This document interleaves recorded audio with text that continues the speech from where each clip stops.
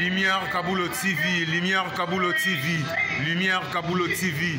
Réflexion avec R9, Fabrice R9, Fabrice. Mobali Madeo, Balingaka, moi c'est l'olanga ninyango, nengosa salanga yeleki makasi. Kaboulo TV yo, Lumière Kaboulo, réflexion. Réflexion,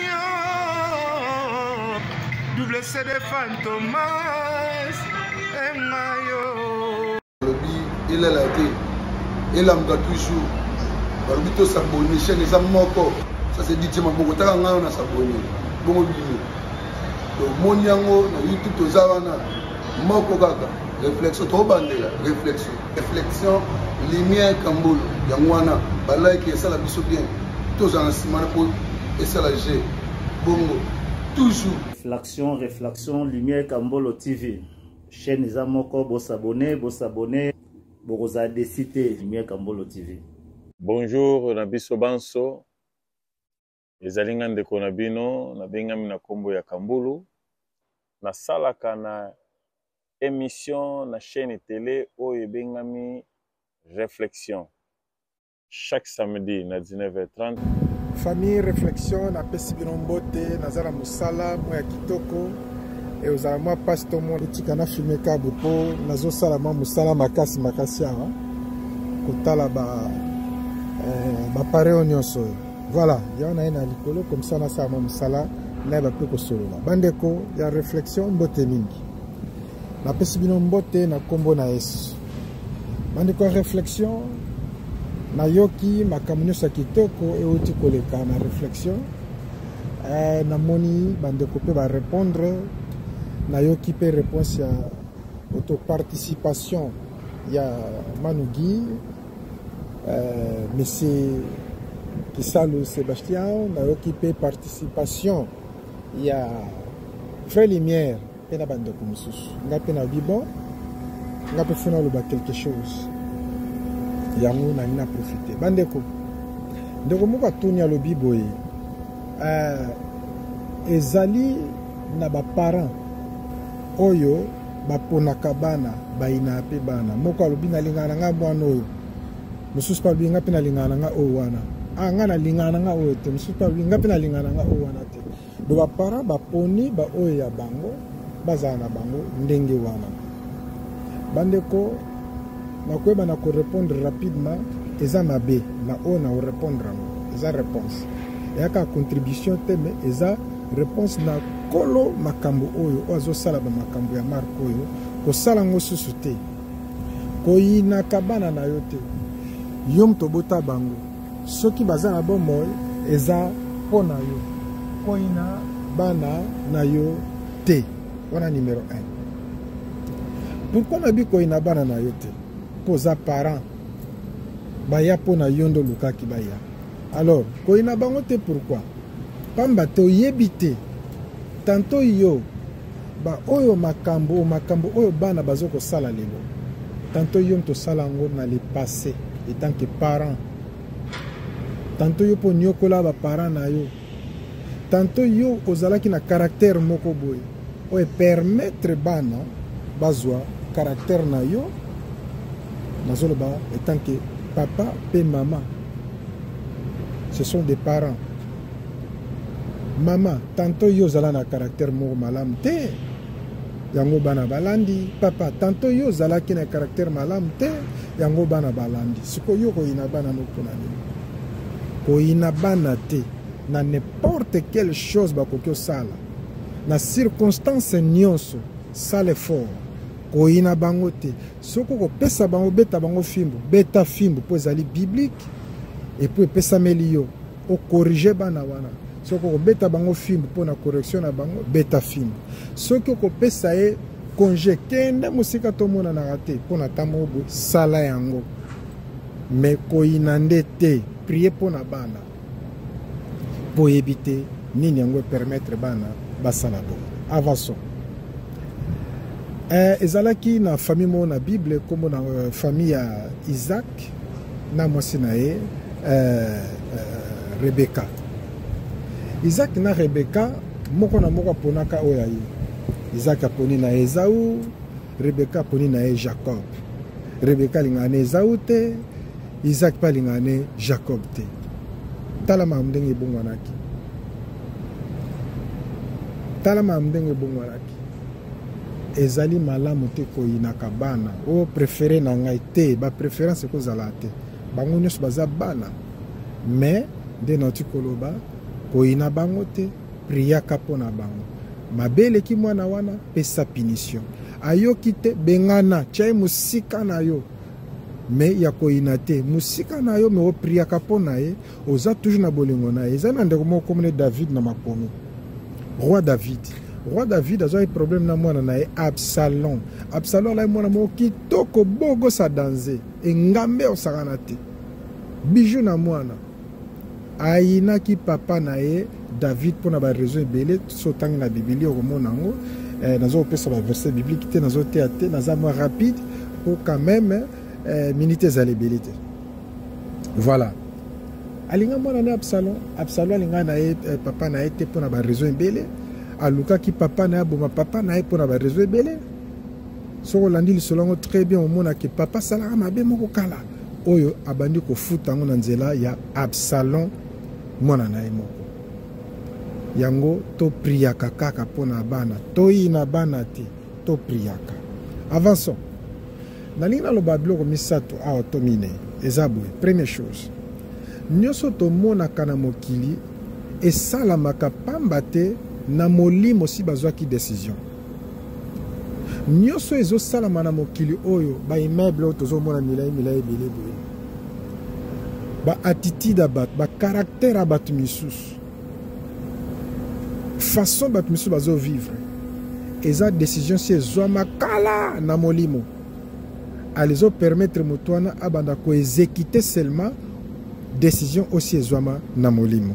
Ya ona ina loba toujours na répéter sus koinate. Pour y éviter décision ezwama déjà. Koinate priende. Na on continue wana. Première chose à Satana monguna. Alingaka jamais bana na Yahweh bakende na lola nde totanga na makomi. Balingaka jamais bana na Yahweh bazala na kimia ba continue na kondimaka Yahweh Nzambe papa na biso.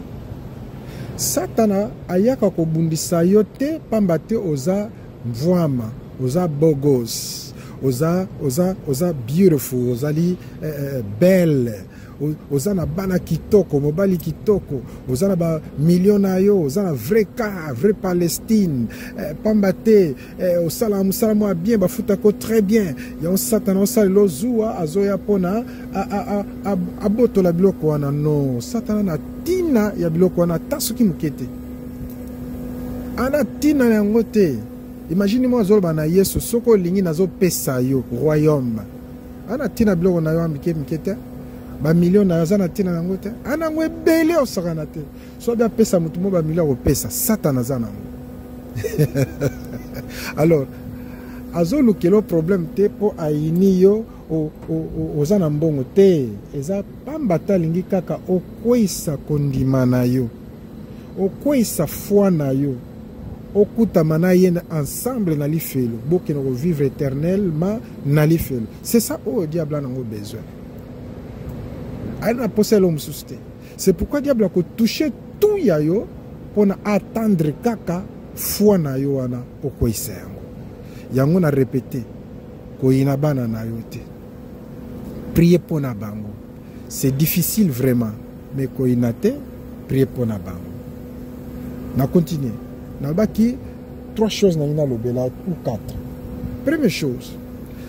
Na bi bien, Satana akoya kotante o lingo lingata koya Bible lobi azo koronde lokola lion koluka nani a dévorer musala na ngwana koboma koyiba musala na ngwana na livre à Jean komama na opesa verset biblique te botanga pe Bible. Yeah, eza na livre à Jean chapitre 10 verset 10. Voilà. Toye bien monde baloba mingi. Voilà. Possède diable déjà en wana. alingite bana na Yahweh bafanda na kondima ya Yahweh. Ana posa ke bana na Yahweh batika kondima. So kondima kake sili na ngwa kisine yo. Ana tira no soutien. Poso komi na kana ye. 2. Makamusu se salama na vie na biso za Yahweh mta permettre pamba tanga comme ça o makasi. Anga comme ça pena doki muta ko fanda o lobby o témoigner pe o aider ba misusu ba ko passer na situation wana. Ko ina banate prier pour na ba. 3. Biloko musu se salama nde na otaki koloba pona yo parent. Otambola ki mabe e komi na niveau wana. Biloko musu se salamaka pona ye moko Yahweh alingi e salama pozo makasi nde na otoloba. E musu se salamaka pona Yahweh papa na biso likolo na diable basangani se mettre accord basali lo moko boye na vie ya mutu moko boye et puis basali yango na nyonso kokwesa kondima na yo te zala makasi okolonga po ozali plus que vainqueur ndima yango na yango po yina bana te prie nde pona bango kaka po yebi te so ezali nzambe na satana basangani batouche oui esalamaka awa nde na yebisa bino lisolo moko ya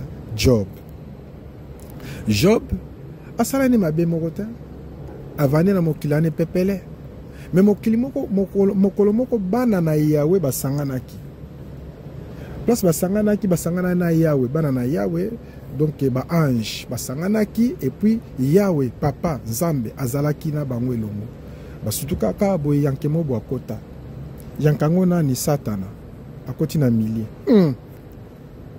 pera monie abi yanke yo uti wapi aya na uti na se na tobeta ba tourna ngai kwenti na tali masolonde ezali na vivre quoi.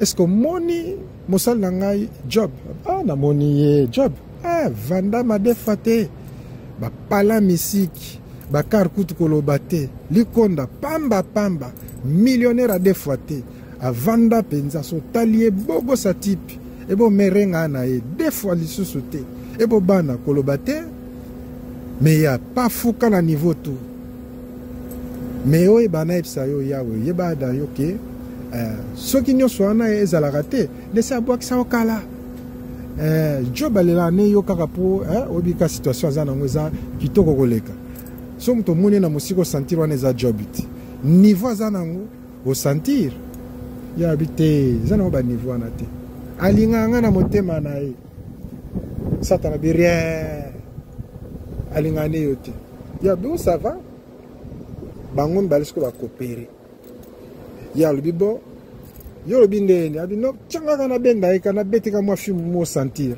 ya bibo ça va kende kasi beta fimbu beta e fimbu mekobo maete satana ya papola Job na ba niveau tunde boyebi kana Bible tanga yango mono sepela abeti eti na suka me suka Job akwesa kondima na yete simba lukwiki lukiako. Hold on. Don't let it go. Just hold on. Yawazali. Simba kondimana yo. Kokwea te. Ato kwe telema tambula. Simba ka kondimana yo. Eloko diable nango besoin. Ezaka kondimana yo wana. Foi. Soke ke kaka match sili. Kotika foi ekendete. Voilà. Tango comprendre mambo nyonso ebaka ke ko ina bana na yote. Priya kande pona bango po yebite. Sezali Yahweh na diable basangani basali mouvement baye basali lisolo. So eza satana yemoko, so eza Yahweh yemoko, so ezali yo ba erreur na yo. O yebite. Soko yebi gloire à Dieu. Kumisa nkolo lubaka merci mais bomba bana nanga. Ko inande te. Chaye musika nde na baki. Mais ko inande te. Hein? Voilà. Pour nous comprendre que Yahweh sala masolo mususu yemoko asala ngo na satana pas sala ngo eza vrai eza no biblique qu'il est les sala manango Yesu Masia azui baptême Yohane Mobati sa pese libatisi abimi na mazo tambula makomi lobi na bisoke molimo ememie na désert pour azala tenter et pas na satana molimo na nzambe, molimo na papa, molimo mosantu ememi Kristo Yesu na désert azala tante epai na Satana. Olandi yango bien. Elle a été Yesu azotambola ne mo kaka bwasutuka bo Satana bimeli. Non, molimo nde après avoir kozwa baptême amemi na désert pona kuna nde azala tante epai na Satana. Yo bisi ba vivant dans le désert. Tantôt désert na yo ya bana bazo sana katanda. Eza no ka désert. Mais longande don't let it go. Ko pesa chance wana tina munguna. Ah na ina pechoyo. Pechoyo na ina ye. To mona ba ina bana ba boma bana. Na yebi batu wana na yebi bango. Na mona bango na miso abomi mwana nepo inani mwana naye kosala yango te. Love them so much. They're your children. Keep on loving. Forgive them, pray for them, but do not hate them. Love them. Voilà, eza ebele na koki koloba na suka kakawa beta mwana pesa punition mingi to kaka ko biso awa na mikili ndeko na biso mindele babeta bana teza lokuta 30 ans na mikili na moni a trop ndenge bena mundela azo frapper mwana na moni azo discipliner mwana na ye po azonga na nzela na moni a trop. Ya pambola bino, je vous aime beaucoup, frère Lindanda Emmanuel, ambassadeur. Bye bye.